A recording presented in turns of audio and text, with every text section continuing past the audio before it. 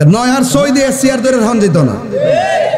স্বজন প্রীতি করতেছেন আপনার দলের জন্য, আমাদের জন্য কি করতেছেন? গোড়ার ডিম করতেছেন।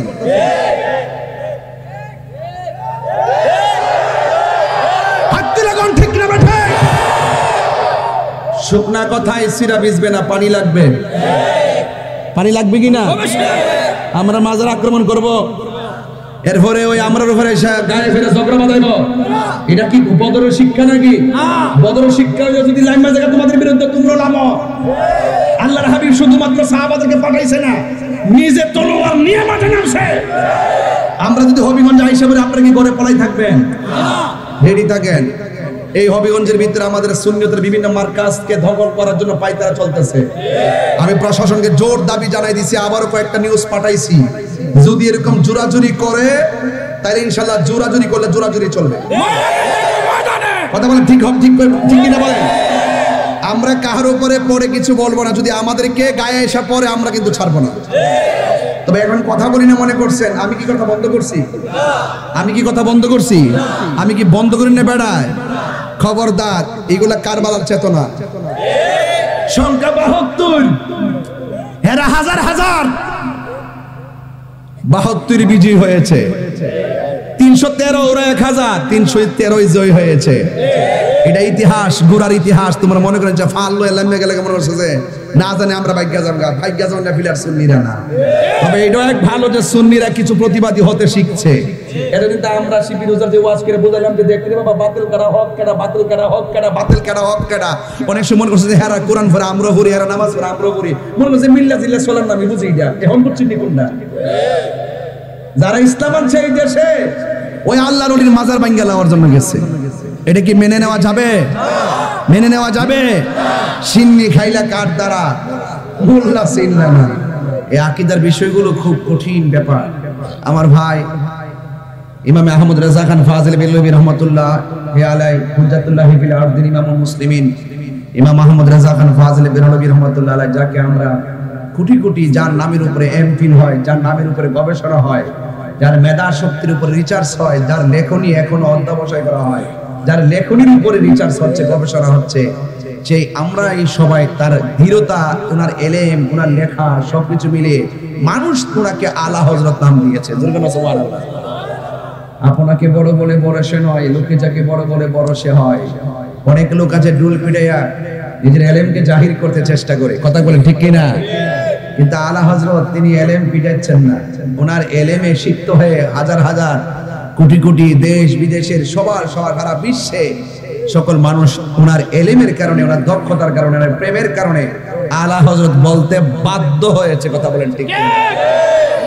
এই দেশটা তো মনে করেন এই উপমহাদেশ, আপনারা হয়তো জানেন যে বাতিলরা এখন দেখছেন না কিছু কিছু লোক টাকার কাছে ঈমান বিক্রি করে ফেলে।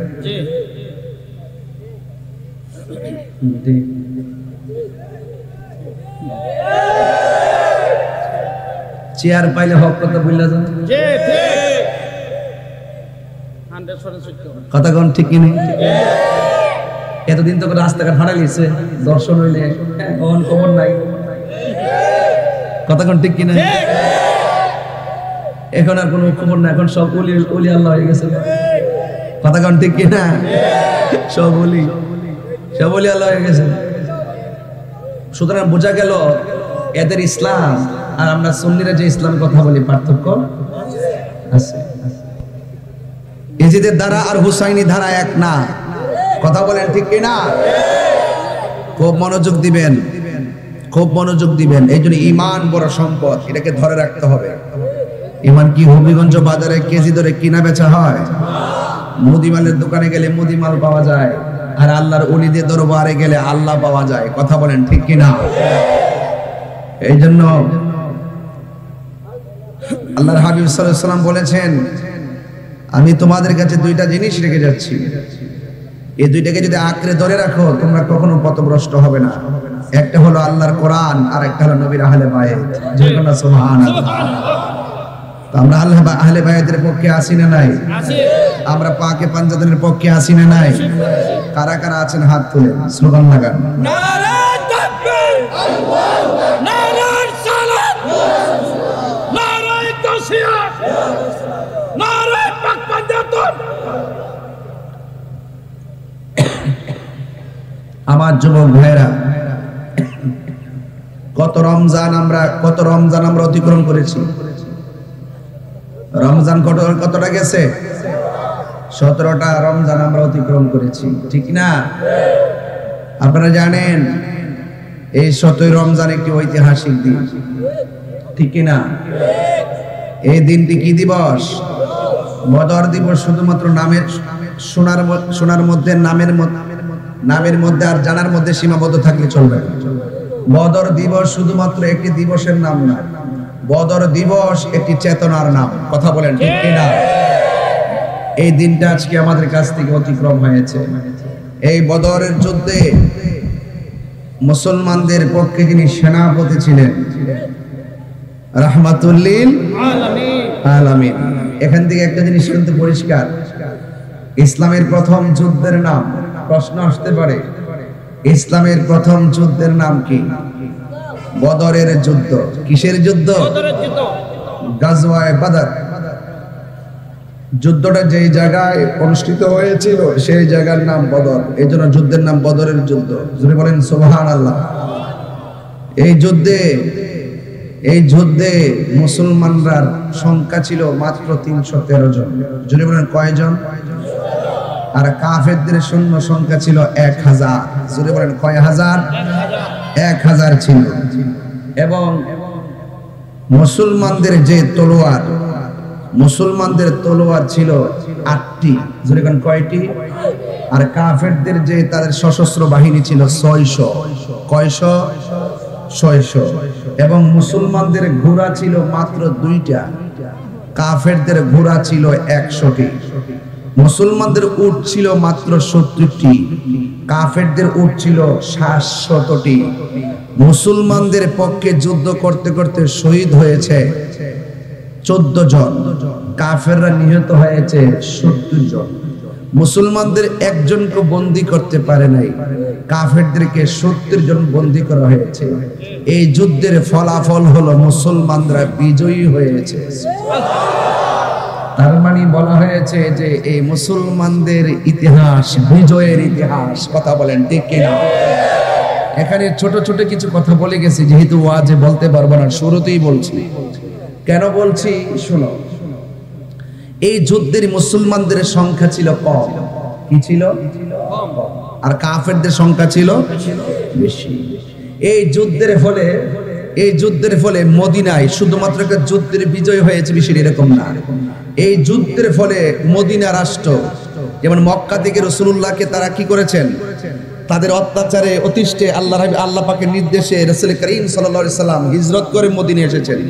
মদিনার মানুষ যখন রাসূলুল্লাহকে এমন ভাবে রিসিপশন করেছেন, এটা জলে পড়ে সরকার হয়ে গেছে মক্কার কুরাইশরা, কাফেররা।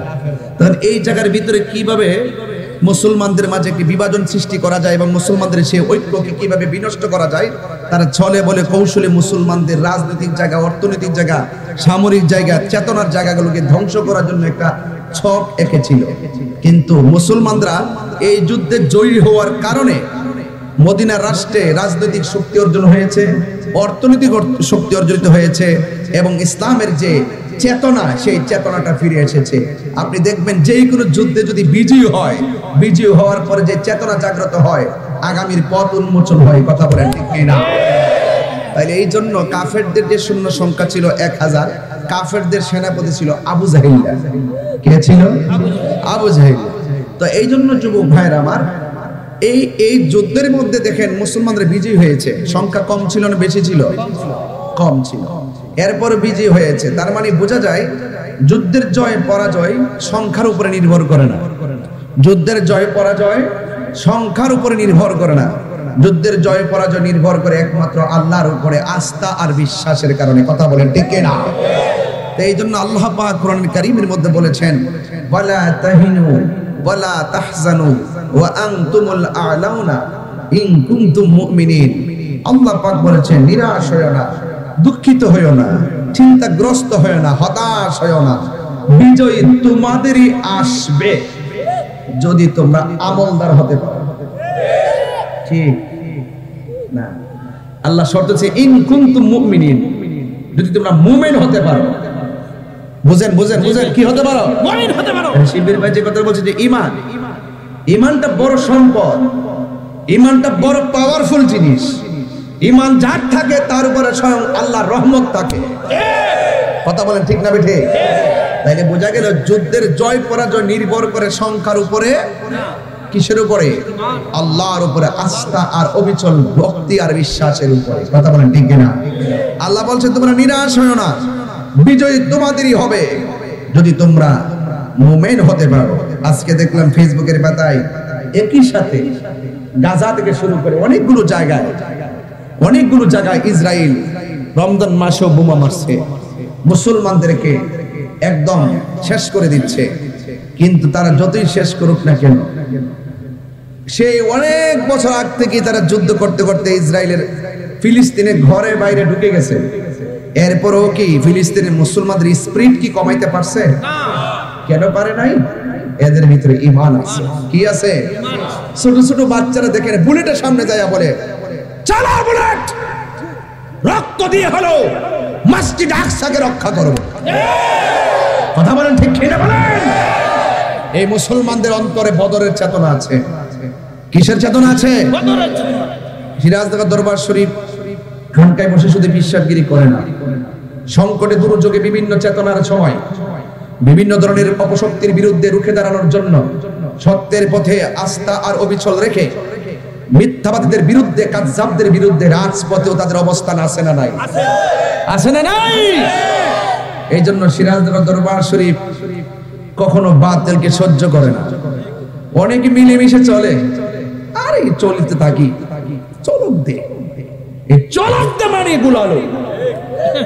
কথা ঠিক না বেঠিক? যদি আগে থেকে যদি এই দর্শনটা তারা লালন করত, এই বাংলাদেশে একটা বেয়াদব আল্লাহর মাজার আক্রমণ করতে পারতো না। কথা বলে ঠিক না? এই সমস্ত মুনাফিকদের কারণে আজকে আমাদের সুন্নিদের উপরে তার ওপেন কথা বলার সুযোগ পায়, আঘাত করার সুযোগ পায়। কথা বলেন ঠিক না বেঠিক? বাঁচবেন না কেউই, এখনো সময় আছে। ঈমানি চেতনা লালন করেন। ভুরি মাছ না সুই পানি এগুলো করবেন না। গড্ডালিকা প্রভা এগুলো বাদ দেন। এগুলো বাদ দিয়া সত্যকে হৃদয়ে ধারণ করেন। বিপদ আমাদের উপরে কম নাই। আমি বলছি চুরি তো করি নাই, দুর্নীতি তো করি নাই, বাটফারি তো করি নাই, ঈমান চোর তো করি নাই, গরু চুরি তো করি নাই।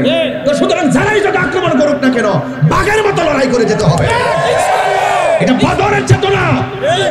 এই চেতনা যখন হৃদয়ে থাকবে, স্বয়ং আল্লাহ আপনাকে সহযোগিতা করবে।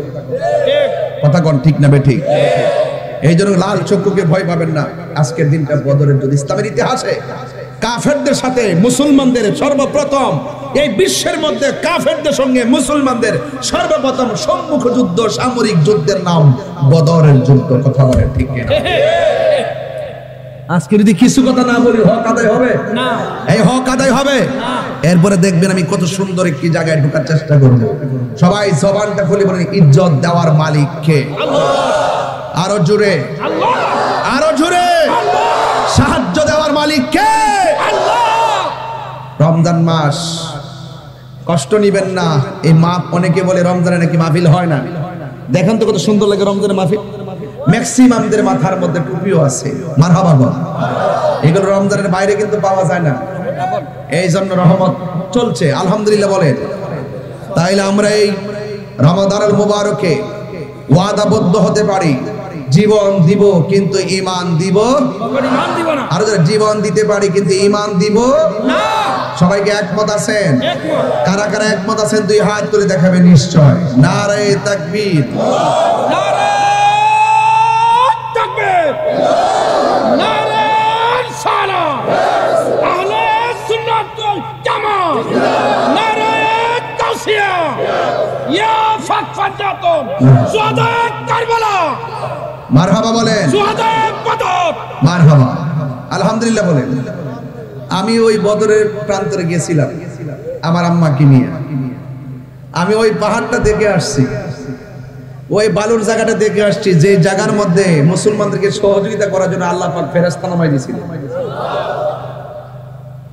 ওই জায়গাটা দেখে আসছি, যে জায়গার ভিতরে আবু জাহিলকে সাইজ করা হয়েছিল। এবং ওই জায়গাটা দেখছি যে জায়গাতে 14 জন সাহাবী যে শহীদ হয়েছেন তাদের নামের তালিকা লাগাই রাখা হয়েছে। সুবহানাল্লাহ, বুঝতে পারছেন? এবং যে যুদ্ধের যে মাঠের জায়গাটা দেখছি উঁচা আর নেচা, উঁচা আর নিচা, বুঝতে পারছেন? এই জন্য কাফেররা কিন্তু শক্ত জায়গায় অবস্থান করছিল, আর মুসলমানরা যে জায়গায় অবস্থান করছিল এই জায়গাটা ছিল ধুলা। কি ছিল? ধুলা ছিল, ধুলা। কাফেররা কই দেখবেন যারা একটু বাটপাট টাইপের, এরা দেখবেন কৌশল কইরা তাদের ব্যবস্থাপনা বানায়। দেখবেন বিভিন্ন আমাদের দেশের মধ্যে দেখবেন এমন কি কিছু জায়গার মধ্যে এই বেয়াদব রাসূলগুলো ক্যান্টনমেন্ট বানিয়ে রাখছে, ঘাঁটি বানিয়ে রাখছে যেন এরা আমাদেরকে অ্যাটাক করতে পারে। কথা কারণ ঠিক না বেঠিক? এটা অনেক আগের থেকে চিন্তাধারা, এটা দূরের থেকে পাইছে যে সুবিধাজনক জায়গায় একটা অবস্থা তৈরি করে রাখা, কিন্তু ওরা তো জানে না। আরে ইমানের নূর যেখানে খুঁটি সেখানে, ঠিক কিনা বলে? বিল্ডিং এর খুঁটি থরথর করে ভেঙে যাবে, কিন্তু ইমানের খুঁটি ভাঙবে না। কথা বলেন ঠিক কিনা আমার ভাইরা? এজন্য আল্লাহ পাক কোরআনের মধ্যে বলছেন, ইয়া আইয়ুহাল্লাযিনা আমানু, হে ঈমানদারগণ, ইযা লাকিতুম ফিআতান ফাসবুতু, যখন তোমরা, হে ঈমানদারগণ, যখন তোমরা তাদের মুখোমুখি হবে তোমরা অবিচল থাকবে। অবিচল কি থাকবে? অবিচল থাকবে। যখনই তোমরা কোনো দলের সাথে মুখোমুখি হবে, ফিআতা মানে দল, যখন কোন দলের সঙ্গে মুখোমুখি হবে মানে কি? হে ঈমানদারগণ, যখন কোন বেঈমানের সঙ্গে মুখোমুখি হবে, ফাসবুতু, তোমরা অবিচল থাকো। ওয়াজকুরুল্লাহ, আল্লাহকে স্মরণ করো। ওয়াজকুরুল্লাহ, আল্লাহকে স্মরণ করো। কাকে স্মরণ করো? আল্লাহকে।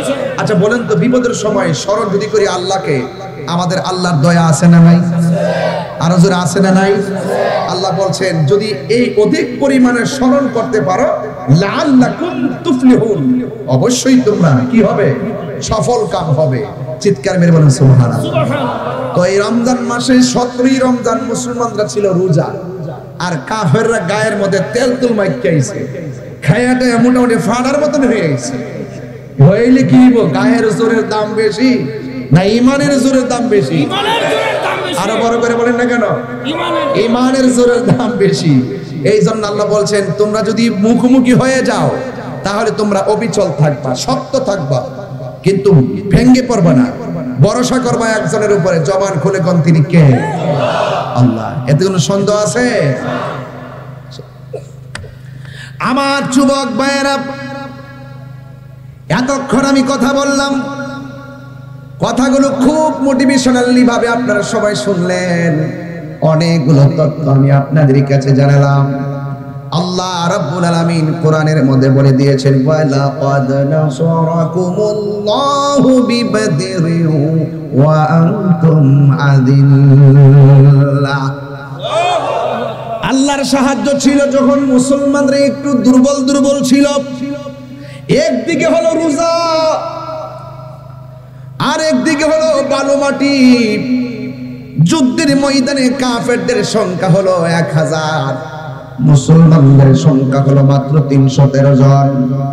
যুদ্ধের ময়দান যখন যুদ্ধ শুরু হয়ে গেল, কাফেররা রমজান মাসে রোজা রেখে যুদ্ধের ময়দানে যাওয়ার পর সাহাবায়ে কেরামদেরকে আমার নবী ডাক দিয়ে কয়, সাহাবীরা তোমাদের যুদ্ধ করতে কোনো অসুবিধা করছে কিনা? সাহাবায়ে কেরাম বললেন, ইয়া রাসূলুল্লাহ, ওরা শক্ত বালুতে আছে, আমরা যেই জায়গার মধ্যে অবস্থান করেছি ওই চোখের সামনে সূর্যটা লাগে, আর ওরা যেই জায়গার মধ্যে দাঁড়াইছে তাদের পিছন দিক দিয়ে সূর্য উঠে, চেহারার মধ্যে সূর্য লাগে না।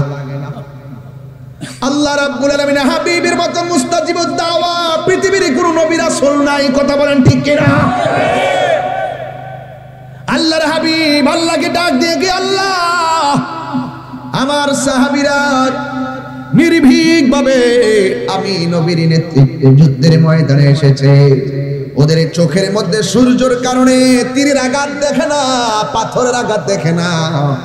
আল্লাহর হাবিব যখন আল্লাহর কাছে ফরিয়াদ করলো, সাথে সাথে আমার আল্লাহ সূর্যের মুখের মধ্যে মেঘমালা দিয়া ছায়া দিয়ে দিয়েছে। এই সাহায্য এখনো আছে না নাই? আর যারা আছে না নাই? এবার আমার নবীর সাহাবীরা যুদ্ধ শুরু করলো। খুব মনোযোগ দিবেন, খুব মনোযোগ। একটা গুরুত্বপূর্ণ জায়গায় যাবো আপনাদেরকে নিয়ে ইনশাআল্লাহ। রাজি আছেন তো ইনশাআল্লাহ? জনম জনম যদি গাহি সারা রাত মালিকের গান গাইলে কি ফুরাইবো না। তোমার মহিমা গাওয়া শেষে হবে নাহি, দয়া করো মায়া করো, ও হে দয়াবান তুমি রহমান মেহেরবান। ঠিক কিনা বলেন? জনম জনম যদি গাহি তোমার মহিমা গাওয়া শেষে হবে নাহি, মায়া করো দয়া করো ও গো রহিয়ান তুমি রহমান তুমি মেহেরবান, তুমি রহমান তুমি মেহেরবান। জোরে জোরে কি আল্লাহু আকবার বলা যাবে না? ও বন্ধুরি,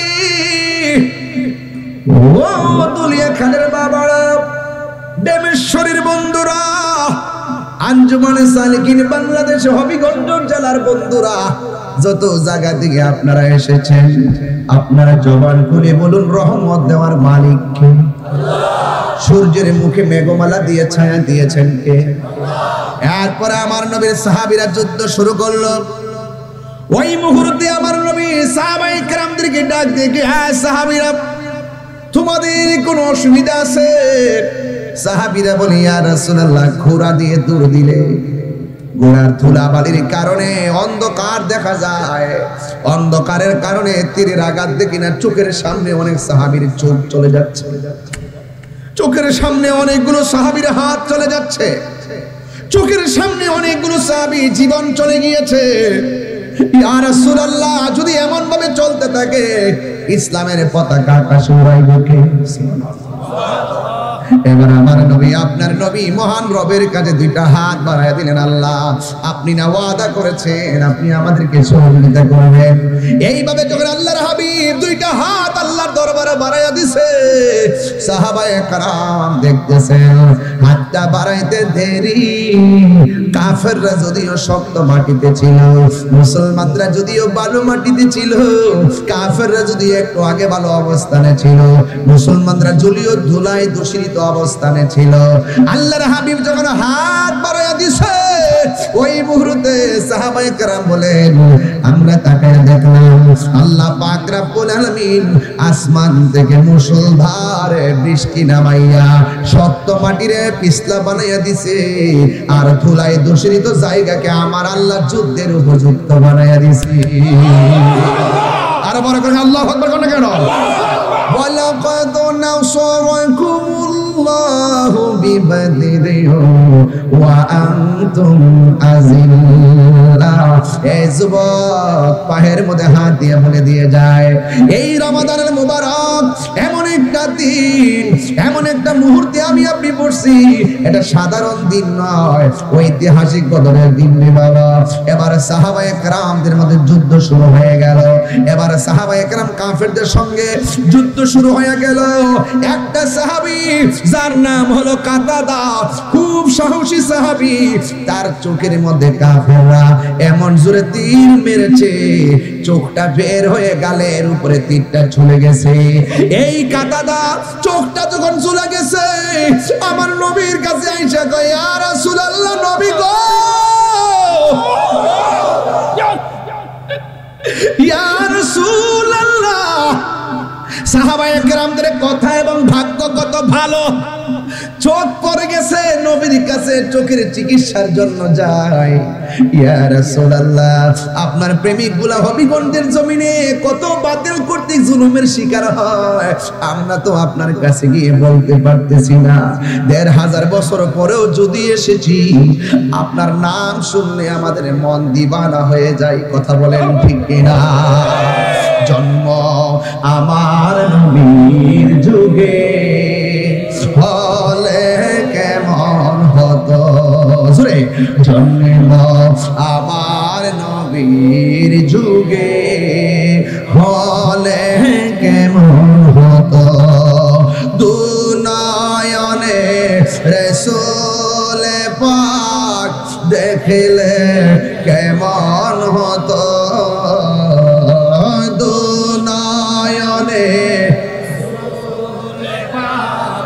দেখলে কেমন হতো জন্ম আমার নবীর যুগে। আমার অনেক যুবক ছেলেদের মুখ বন্ধ আছে, বলো না জন্ম হলে কেমন হতো আসিত বেশে হজরতে বিলালের মধুর আজান সেই আজানে ছিল এমন প্রেম মুগ্ধ রহমান আসিত ভেসে হজরতে বিলালের মধুর আজান সেই আজানে ছিল এমন প্রেম মুগ্ধ রহমান দয়াল নবীর পিছে নামাজ পড়লে কেমন হতো দয়াল নবীর পিছে নামাজ পড়লে কেমন হতো। আসল কথা বলবো, পড়ছি আমি নাতে রাসূল পাশে নূরের নবী ইয়া রাসূলুল্লাহ ইয়া রাসূলুল্লাহ আন-নবী আউলা বিল মুমিনিনা মিন আনফুসিহিম যারা মুমিন তাদের জানের চাইতো আরো কাছে আমার রাসূল আছে না আছে পড়ছি আমি নাতে রাসূল পাশে নূরের নবী নাতে রাসূল পড়লে রাসূল খুশি হয় না বেজার হয় খুশি হয় নাতে রাসূল শুনে নবী দিল মুচকি হাসি ইবাদত করলে রাসূল খুশি হয় না বেজার হয় নবীর শানে গান গাইলে রাসূল খুশি হয় না বেজার হয় নবীর প্রেম হৃদয়ে ধারণ করলে রাসূল খুশি হয় না বেজার হয়। আমার যুবক ভাইরা রাসূল আমাদেরকে দেখার ক্ষমতা আছে না আছে? আরে হবিগঞ্জ থেকে মদিনা অনেক দূরে, মদিনা বলার জন্য দামেশ্বর দূরে নয়, রাসূলুল্লাহর হাতের তালুর মধ্যে সব থাকতে পারে। কথা বলেন ঠিক কিনা? এটাই হলো সুন্নিদের আকীদা। হাত তুলে বলুন ঠিক কিনা বলেন। নারে তাকবীর, নারে সালাত, আহলে সুন্নাত ওয়াল জামাত। আল্লাহু আকবার জোরে বলেন। আমরা সেই রাসূলুল্লাহকে মহব্বত করতে চাই কি চাই না? জানের চাইতে কম না বেশি? আরো জোরে। বেশি হলে বেশির ভাব দেখাতে হবে, শুধু খানকায় বসে থাকলে চলবে না। হামজা জবর আ মিম জের মি নুন জবর না পড়বেন বক্তব্য, কিন্তু রাস্তা থেকে বেরিয়ে আইতে রাজপথ। কিরে জানেন এই কোরআনের যা যে কোরআন পড়তেছেন এই কোরআনের বিরুদ্ধে যদি কেউ কথা কয় আপনি খানকায় বসে থাকলে চলবে? কোরআন যার উপরে নাজিল হয়েছে সেই নবীর বিরুদ্ধে যদি কেউ কথা বলে আপনি কি খানকায় বসে থাকলে চলবে? আল্লাহর বিরুদ্ধে কথা বললে চলবে না? তাহলে আমরা কি খানকায় বসে থাকলে চলবে? দেখবেন কিছু কিছু বিশ্বাস আছে সমাজের ভিতরে মাঠে পাওয়া যায় না, গায়ে বাসায় চলবে। ইত্তা আমরা সিরাজগঞ্জ দরবার শরীফ আমরা এগুলা পছন্দ করি না। আমার কথা হইল কখনো ইসলাম খানকায়, কখনো ইসলাম রাজপথে। আমার রাসূল শুধুমাত্র হেরা গুহায় ধ্যান করে নাই, বদরের যুদ্ধে 70 রমজান আল্লাহর হাবিব যুদ্ধের ময়দানে হাতে তলোয়ার নিয়ে এসে বুঝিয়ে গেলেন খানকায় বসে ধ্যান করার নাম ইসলাম। আবার কখনো রাজপথে তলোয়ার নিয়ে বাতিলদের বিরুদ্ধে মাঠে নামার নামও ইসলাম। কথা বলেন ঠিক না?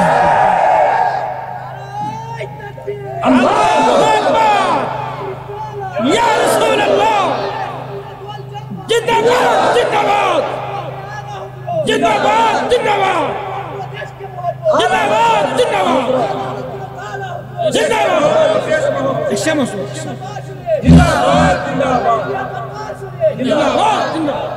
আল্লাহু আকবার জোরে বলেন।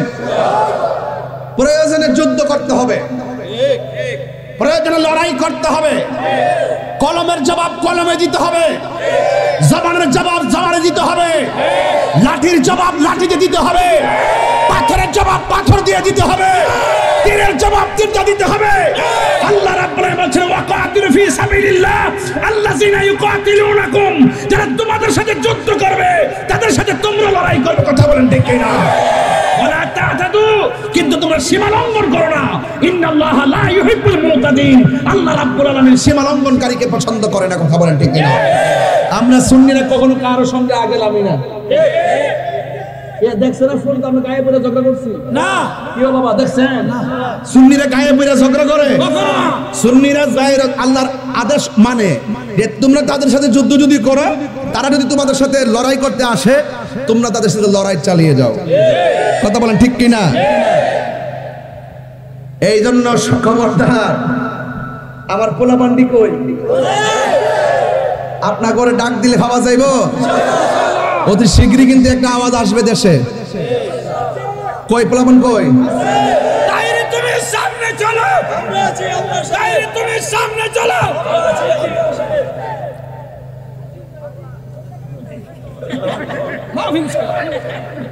যে যে দলই করেন, সুন্নতের প্রশ্নে আমরা এক। কথা বলেন ঠিক কিনা? আমার বাপও যদি নবীরে গালি দেয়, আমি বাপ ছেড়ে দিব। কথা বলেন ঠিক কিনা? আমি বরদাস্ত করব না। মনে থাকবে, দল বড় না নবী বড়? নবীরে জানের চেয়ে মহব্বত করতে হবে। যে যে দলই করেন রেডি থাকবেন। আমরা দেখতেছি বাংলাদেশের অবস্থা। আল্লাহর ওলির মাজারে তারা শুরু করছে আক্রমণ। 89টা প্রসিদ্ধ মাজারের মধ্যে আক্রমণ করছে। সর্বমোট প্রায় 300-র মতো মাজারের মধ্যে আক্রমণ করছে। ধর্ম উপদেষ্টা শুনলাম বলছে এদেরকে বিচার আওতায় আনা হবে, আরো 200 ভাঙ্গা লোক। এটা দায়িত্বশীলদের কথা না। উচিত ছিল বিগত দিনে যেগুলো বাংছে সবগুলোর আইনের আওতায় আনতো, তাইলে ভবিষ্যতে বাংতো না। নয় আর সই দিয়ে চেয়ার ধরে হন যেত না। স্বজন প্রীতি করতেছেন আপনার দলের জন্য, আমাদের জন্য কি করতেছেন? গোড়ার ডিম করতেছেন।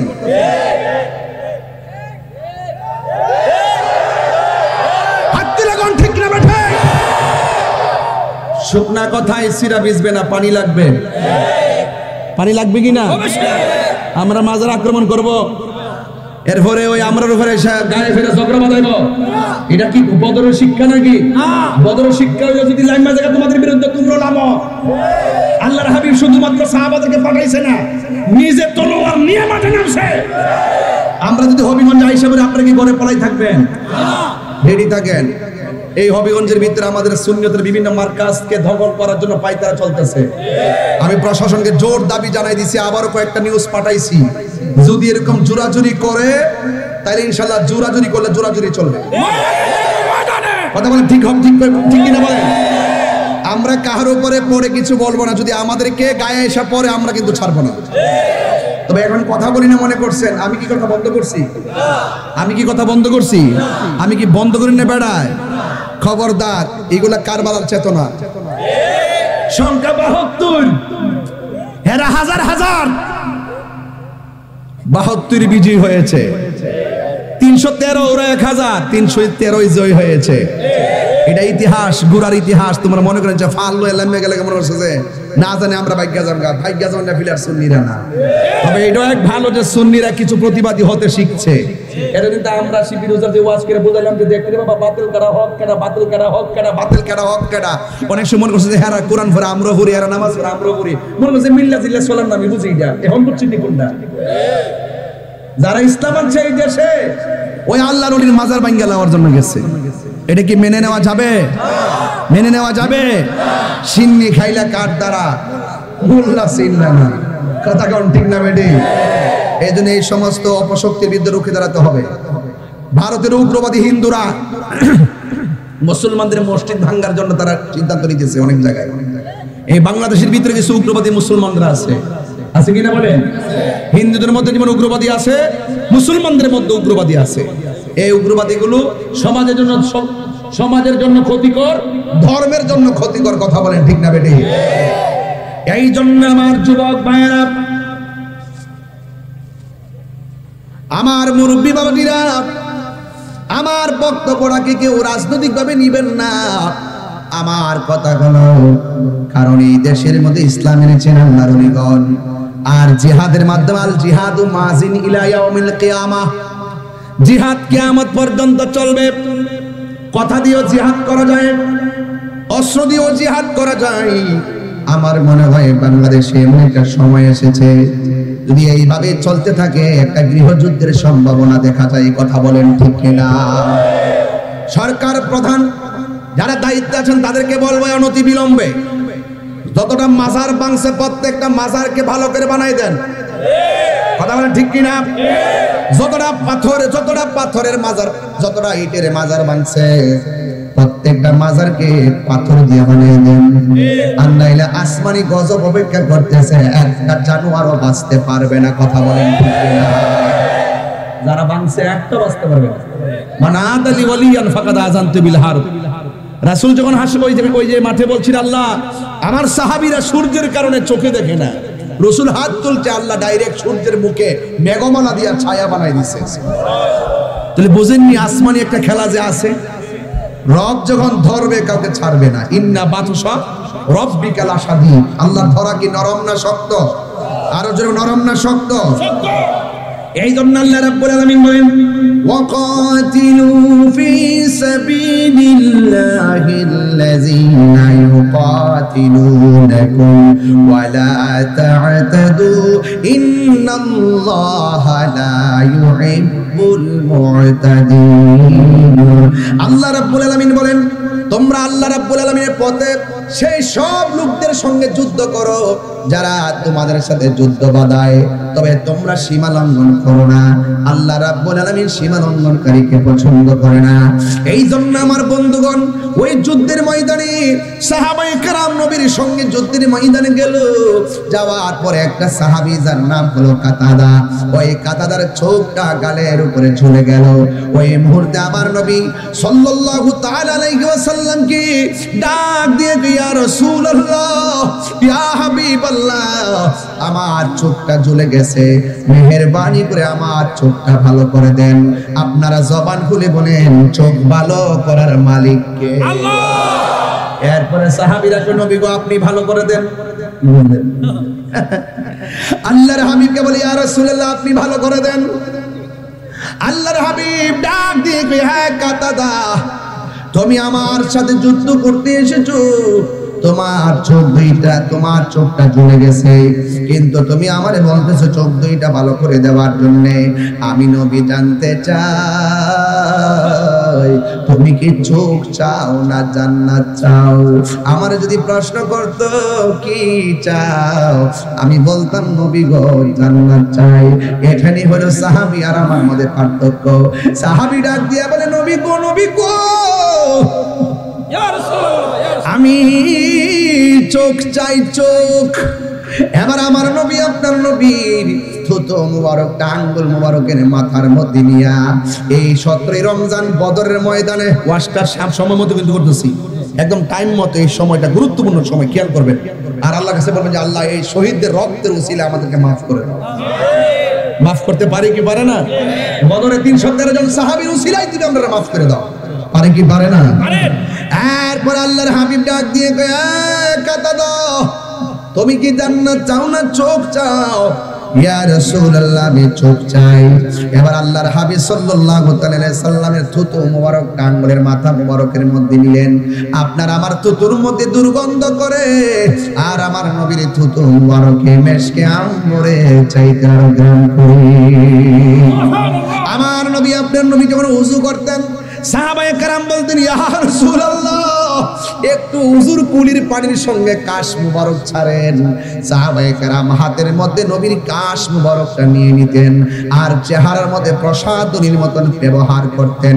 আমার মা বোনরা যেমন করে ফেয়ার এন্ড লাভলি ব্যবহার করে, ওই সাহাবীরা নবী পাকের ঘাড়ো কাশ মুবারকটাকে হাতের মধ্যে নিয়ে নিজের চেহারার মধ্যে মালিশ করতেন।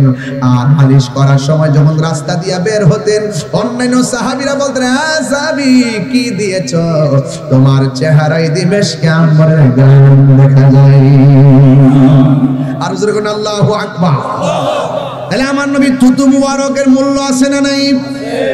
এক মহিলা নবীর পাকের কাছে গেল, যাইয়া বলতেছি ইয়া রাসূলুল্লাহ, মেয়ের বিয়ে হয় না, গরিব বলে কোনো ঘর আসে না। আমার নবীর কপাল মোবারক থেকে পসিনা মোবারক বের করে একটা শিশির মধ্যে দিয়ে দিছেন। মহিলাটা রাস্তা দিয়া শিশিটা নিয়ে যাইতেছে, আর রাস্তা দিয়া সব শুনতেছে গো, ওই শিশি থেকে মেশকে আম্বরের ঘ্রাণ বেরিতেছে। অন্যান্যরা জিজ্ঞাসা করে কি ব্যাপার, আপনার হাতের মধ্যে কি? ওই আমার মেয়ের বিয়ে হয় না, আমি গরিব বলে কোনো সম্বন্ধ ঘরে আসে না, এই জন্য নবী পাকের কাছে গিয়েছিলাম। আল্লাহর হাবিব তাবাররুকান আমাকে এই পসিনা মুবারক দিয়েছে। এরপরে মহিলাটা বলেন, আল্লাহর হাবিব যখন থেকে আমাকে পসিনা মুবারক দিয়েছেন, অসংখ্য মানুষ, যেখানে আমার ঘরে কেউ আসতো না, আমার ঘরের মধ্যে অসংখ্য মানুষের গুনগুন আওয়াজ শুরু হয়ে গেছে। তাই নবীর পসিনা মুবারকের দাম আছে না নাই?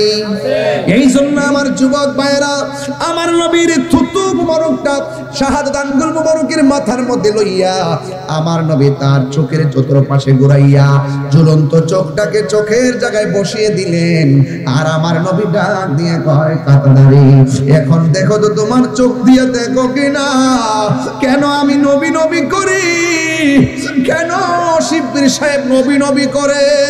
নবী আছে তো সব আছে, নবী নাই কিছু নাই। আলা আলা ঈমানা লিমাল্লা মুহাব্বাতানা, যার অন্তরে নবীর মহব্বত নাই তার ঈমান নাই, যার ঈমান নাই তার আমলের কোনো দাম নাই। কথা বলেন ঠিক কিনা? তাইলে রাসূল পাক সাল্লাল্লাহু আলাইহি সাল্লাম থুতু মুবারকটা দিয়ে চোখের গোড়ায় লাগাইয়া ঝুলন্ত চোখটাকে যখন চোখের জায়গায় স্থাপন করলেন, ওই মুহূর্তে আমার নবী, আপনার নবী ডাক দিয়ে বলে, কাতাদা, এখন দেখো তো তোমার চোখে দেখো কিনা? ওই সাহাবী ডাক দিয়ে কয়, ইয়া রাসূলুল্লাহ, ইয়া হাবিবাল্লাহ, নবী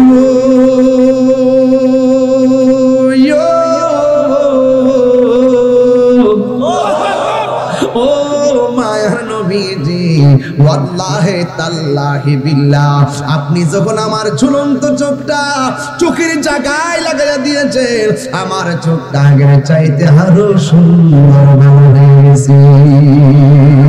আর জোরে জোরে কন্যা আল্লাহু আকবার। ও গো নবী, প্যারা নবী, তোমারই দরবার যে গিয়েছে একবার, যেতে চায় বারবার। ও জাহানে চলে নবী তোমার জমিদারি, ও জাহানে চলে নবী তোমার জমিদারি, আল্লাহ সব কিছুর মালিক, তুমি বন্টনকারী, আমরা নবীর ভিখারি। বলুন কার ভিখারি? তোমার ক্ষমতা চলে আসমানে, শুধু জমিনে নয়, তোমার ইশারায় মাগরিব হতে উল্টায় আসর হয়, তোমার ইশারায় মাগরিব হতে উল্টায় আসর হয়।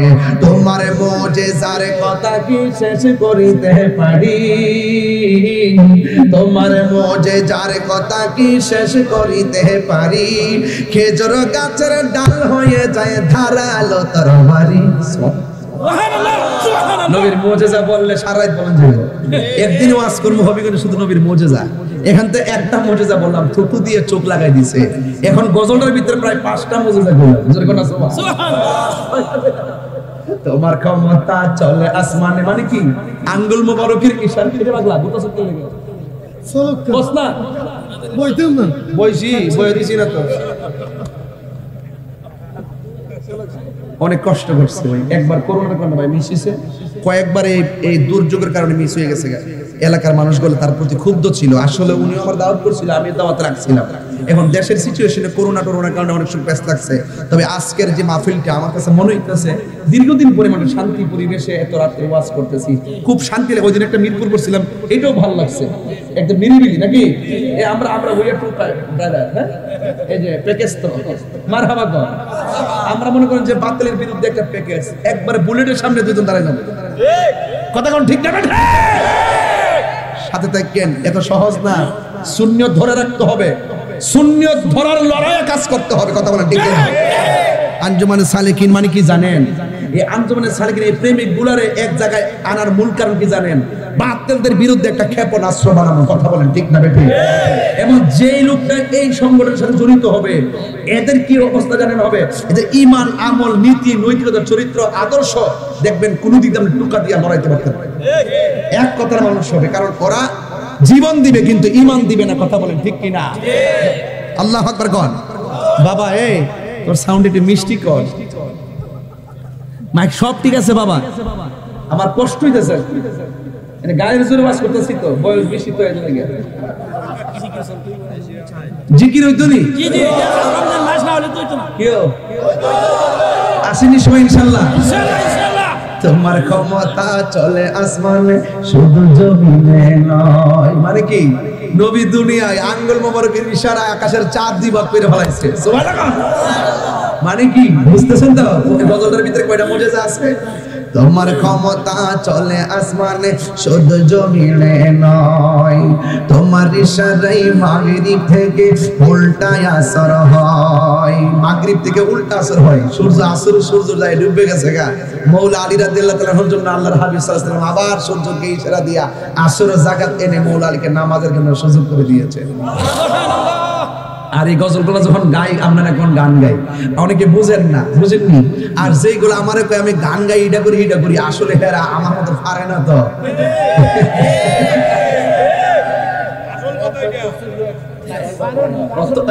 এরা এটাও তফসির তাহিরি করতে পারে না।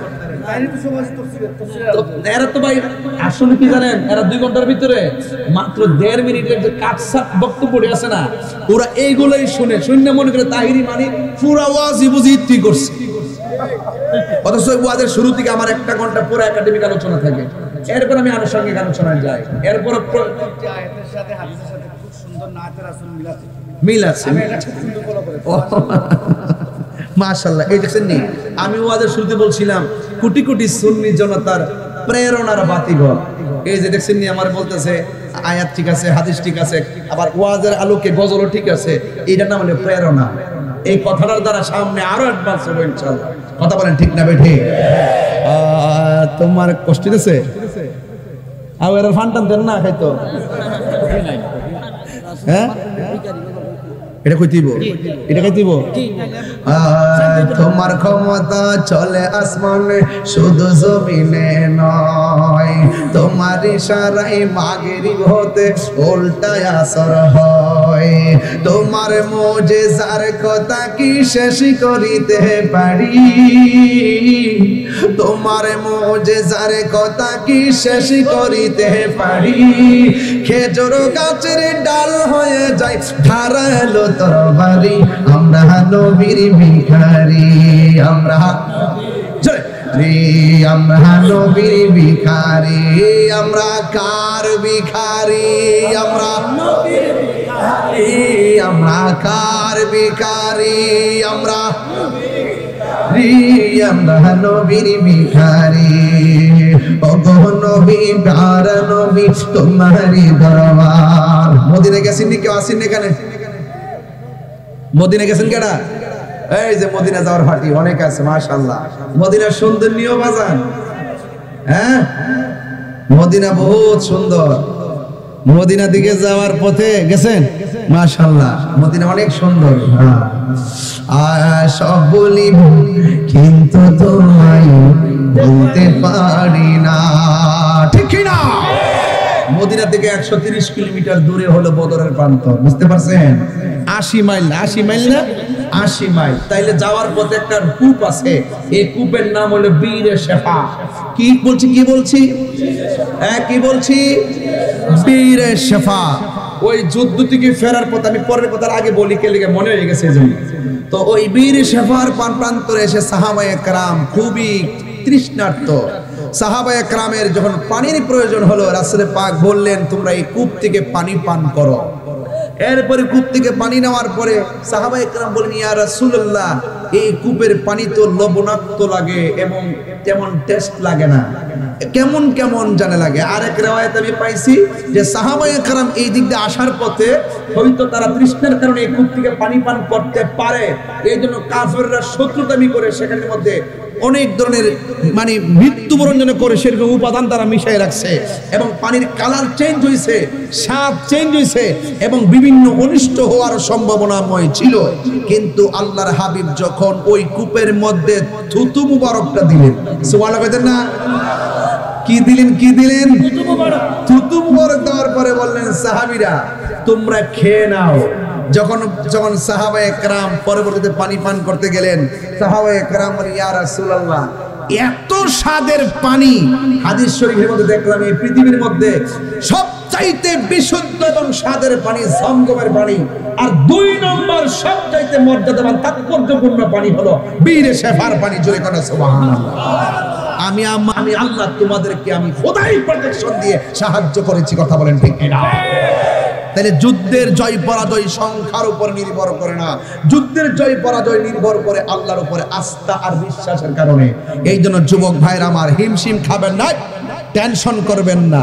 গরিব হইতে পারেন, টাকা না থাকতে পারে, বিমান ভাড়া না থাকতে পারে, আপনার পাসপোর্ট না থাকতে পারে, যদি প্রেম থাকে মদিনাওয়ালা আপনার ঘরে ডেমেশ্বরে ভাঙ্গা করে এসে দিদার দেওয়ার ক্ষমতা আছে না? হাত তুলে বলো, আছে না? নাই। এইটাই হলো সুন্নিদের বিশ্বাস। এটা কার বিশ্বাস? সুন্নিদের বিশ্বাস। এই বিশ্বাস আমাদের থাকবে কি থাকবে না? আরো জবান খুলে থাকবে কি থাকবে না? মুসলমানরা এই যুদ্ধের মধ্যে বিজয়ী হয়েছে, আলহামদুলিল্লাহ। কোনটা কেন? এবার মুসলমানদের কয়জন শহীদ হইল? 14 জন। জোরে কোন কয়জন? শুনেন, এটা মনে রাখবেন, এটা পরীক্ষা তো আসবে। মুসলমানদের সর্বপ্রথম ইসলামের যুদ্ধ, কাফেরদের সঙ্গে মুসলমানদের প্রথম যুদ্ধের নাম কি? বদরের যুদ্ধ। এটা মনে রাখবেন। এই বদর উপত্যকাটা যখন হজে যাবেন, অবশ্যই ওই জায়গার মধ্যে যাবেন। গেলে আপনি অনেক শান্তি পাবেন, আমার মতো আপনারাও শান্তি পাবেন। আমি তো ওখানে গিয়ে অনেক কথা বলেছি, অনেক তথ্য জানার চেষ্টা করেছি। আর ওই সাদা বালুর নির্মিত সেই উঁচা জায়গা যেখানে ফেরেশতা নাম ছিল, সেই জায়গাটা দেখে আসছি। আলহামদুলিল্লাহ বলবেন না? আর যদি আলহামদুলিল্লাহ বলেন না কেন? তাহলে আওয়াজ করে বলুন, আল্লাহর সাহায্য এখনো আছে না নাই? এই বদরের যুদ্ধ থেকে আমাদের শিক্ষা কি জানেন? যে আমাদের যতটুকু হোক, শরীর দুর্বল হোক, কিন্তু মনোবলটা অনেক বড় লাগবে, ইমানি পাওয়ারটা একটু বেশি লাগবে। আল্লাহ পাক যেন আমাদের সকলকে বোঝার তৌফিক দান করে, আমিন বলেন। আরো জোরে বলেন না আমিন। একটু মালিকের জিকির করবো, রাজি আছেন না নাই? এই রমজান মাসে আমরা কি একসঙ্গে দোয়া করে বাড়ি যেতে পারি না? আরো জোরে পারি কি পারি না? তাহলে কেউ কিন্তু উঠবেন না, উঠবেন। মরবে বাবা, ছেলে দেখতে ফেলাইছে কিন্তু লরণ যেত না। আমি রাত্র বেশি হয়েছে দিকে ডাইরেক্ট ওয়াজ ঢুকে গেছি গিয়া।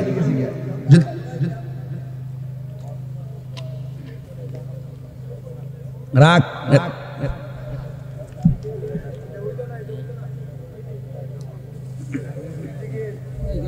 আরে ঘোড়ার মাংস খাওয়া কি যাবে?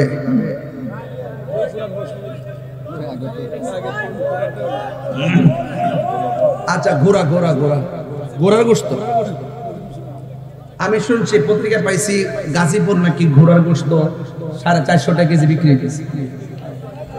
250 তাহলে সস্তা হয়। আবার আজকে আবার শেষ রাইতে ফেসবুকে শুনতেছি যে রাত্রেবেলা ঘোড়া জব করে, সকালবেলা গরুর দামে ঘোড়ার গোশত বিক্রি করে। দেখছেন কি অবস্থা? আচ্ছা, খাওয়া জায়েজ নাই, এটা ইমামে আযম আবু হানিফা রাহমাতুল্লাহ আলাইহি মাত্র তারিখে বলছেন না? হানাফিদের নির্ভরযোগ্য মতে এটা খাওয়া যাবে না, ঠিক আছে। আর এছাড়া এটা যুদ্ধের প্রতীক, রাসূল সাল্লাল্লাহু আলাইহি ওয়াসাল্লাম যুদ্ধের ময়দানে যতটুকু খাওয়ার কথা বলছিলেন, এটা অবস্থার আলোকে, প্রেক্ষাপটের আলোকে বলছিলেন। কিন্তু এটা ইমামে আযম আবু হানিফা রাহমাতুল্লাহ প্রেক্ষাপটের আলোকে অনেক কিছু প্রয়োজন বোধে অনেক কিছু খাওয়া জায়েজ আছে। এরপরও রাসূল করিম সাল্লাল্লাহু আলাইহি ওয়াসাল্লাম কিন্তু হাদিসে নিষেধ করছেন, নাহা রাসূলুল্লাহ সাল্লাল্লাহু আলাইহি ওয়াসাল্লাম আন নুহামিল খাইলে ওয়াল বিগাল ওয়াল হামির, গাদার গোশত এবং ঘোড়ার গোশত খাওয়াকে আল্লাহ রাসূল সাল্লাল্লাহু আলাইহি ওয়াসাল্লাম নিষেধ করেছেন। এই মর্মে বাহন। তো আমরা সার্বিক দিক চিন্তা ভাবনা করে এই সিদ্ধান্তে উপনীত হতে পারি যে ঘোড়ার গোশত খাওয়াটা মাকরুহ তাহরিম। যদিও অন্যান্য ইমামগণ বিভিন্ন মতামত দিয়েছেন, কিন্তু আমাদের হানাফি মতে আমরা এটার উপর আমল করি এবং এটার উপর আপনারাও আমল করবেন। কথা কি বোঝাতে পেরেছি? আর কথা বোঝাতে পেরেছি? আল্লাহ যেন আমাদের সকলকে বোঝার করতে প্রশ্ন দিয়ে দিস আমি তো বুঝি রে এটা আর মানুষ বুঝতে না না আমার দিছে না আমি তো বুঝি না তুই কম বুঝি তো যাই হোক অসুবিধা নাই যেটা বলছি এটাই সঠিক দি ভাই কইছি না কোনো বেজার আছে হ্যাঁ যাই হোক ভাইরা আমার আল্লাহ পাক যেন আমাদের সকলকে বুঝার তৌফিক দান করে বলুন আমিন এই এক কই পাগলা কোন জোর আমার বাগিনা আচ্ছা আচ্ছা